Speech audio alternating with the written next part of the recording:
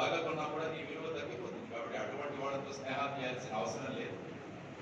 ఏ వ్యక్తి అయితే బ్రహ్మాండంగా ముందుకు వెళతాడో ఆ వ్యక్తితో మనకు స్నేహం చేస్తే మన జీవితం కూడా మనకు పెరుగుతుంది, మన సమాజంలో మన గుర్తింపు కూడా పెరుగుతుంది. కాబట్టి ఇది ముఖ్యంగా గుర్తించుకోండి. చాలా మంది వాళ్ళ జీవితాలలో ఓడిపోవడానికి ప్రధానమైన కారణం ఏంటంటే చెడు స్నేహాలు చేయడం. కాబట్టి ఈ రోజు నుంచి ఆలోచించండి. వాడి స్నేహం లేకున్నా పర్వాలేదు, కానీ నేను ఆ లక్ష్యాన్ని ముందుకు తీసుకువెళ్ళాలని మీరు ఆలోచిస్తే ఏమవుతుందంటే మీరు మీ కెరియర్ బ్రహ్మాండంగా ఉంటుంది. మీరు ముందు ఏమి కావాలనుకుంటే దాన్ని మీరు సాధించగలరు. ఆ విధంగా ఉండండి. తరువాత సోషల్ మీడియా గురించి కూడా కొంత మాట్లాడాలి. ముఖ్యంగా అమ్మాయిలు సోషల్ మీడియా గురించి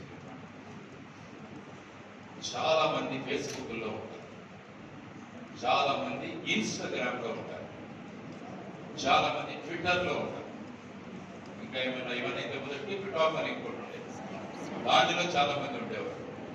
అంటే సమయం ఎలా వేస్ట్ అయిపోయేదంటే తెలియదు. కాబట్టి ముఖ్యంగా మీకు చెబుతున్నాను, ఎందుకంటే ఒక పోలీసు విభాగంలో ఒక ఉన్నతాధికారిగా పనిచేశాను కాబట్టి ఇవన్నీ కూడా చాలా ప్రమాదకరమైన అంశం. ఎప్పుడు కూడా మీ ఫోటోలు అందులో పెట్టి వాటిని ఫేస్బుక్లో ప్రొజెక్ట్ చేయకండి. ఎందుకంటే డీప్ ఫేక్ అని ఒక టెక్నాలజీ వచ్చింది. డీప్ ఫేక్ అంటే మనల్ని పూర్తిగా ఇంకొక శరీరాల్లో మార్చేయగలిగే కెపాసిటీ వాడు.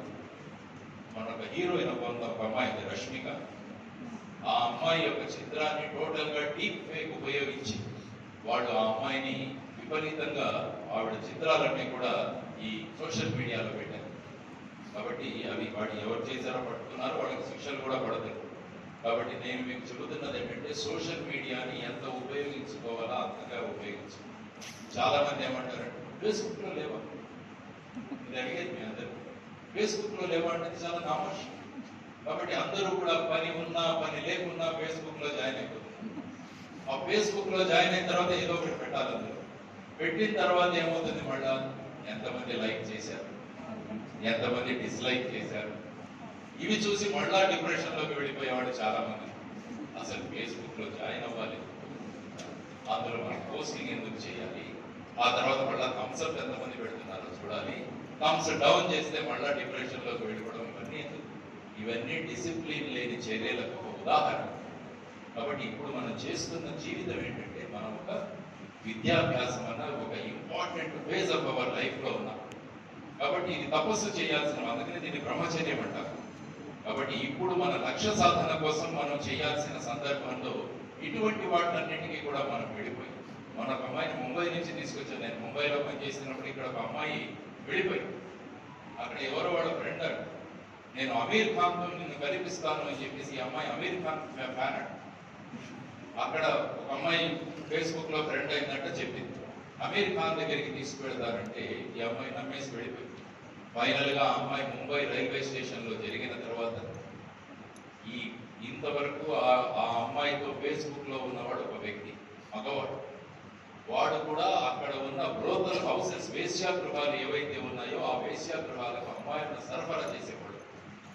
వాడు ఆ అమ్మాయి వీటీ స్టేషన్ లో దిగగానే ఆ అమ్మాయిని పట్టుకొని ఆ అమ్మాయిని మాయం చేసే ప్రయత్నం చేస్తే బై ఛాన్స్ కరెక్ట్ టైంలో ఇన్ఫర్మేషన్ ఇచ్చింది కాబట్టి ఆ అమ్మాయిని రికవర్ చేయగలరు.